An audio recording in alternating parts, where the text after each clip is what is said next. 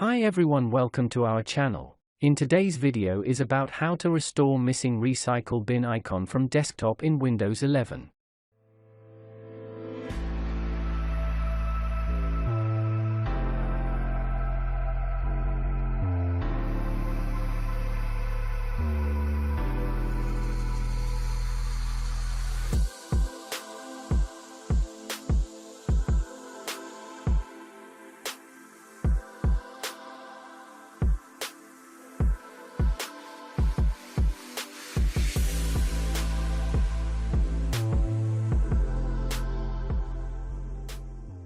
If you found this video helpful, please like and subscribe to our channel, leave comment and share it with others so they can benefit too.